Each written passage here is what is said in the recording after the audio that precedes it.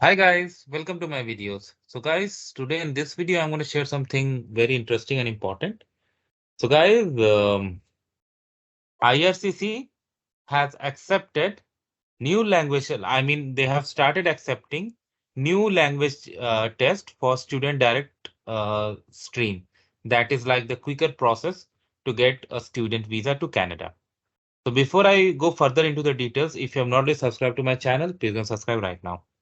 So it's good that starting today, August 10, they have started accepting four more English tests: CELPIP General, Canadian Academic English Language (CAEL), Pearson Test of English PT Academic, Test of English as Foreign Language Internet-based test TOEFL IBT. Okay, so it's good that earlier it was just for IELTS, but now they are accepting more. Okay,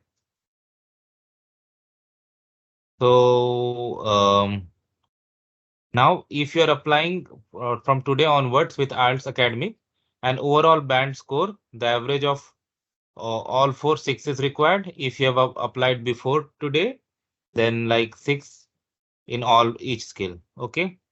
If you're applying with IELTS general training, you need six in each skill on or before today's date. So dates do not matter in general training. Okay. Now, to be eligible under this program, the test results must have a well-rounded score on the official language, English and French, okay? And it should cover abilities like speaking, listening, reading, and writing.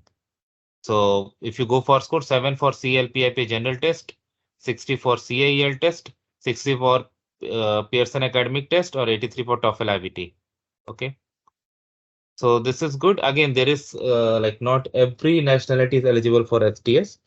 There is a restriction that eligible countries are Antigua, Barbuda, Brazil, China, Colombia, Costa Rica, India, Morocco, Pakistan, Peru, Philippines, Senegal, Saint Vincent and the Grenadines, Trinidad and Tobago, and Vietnam.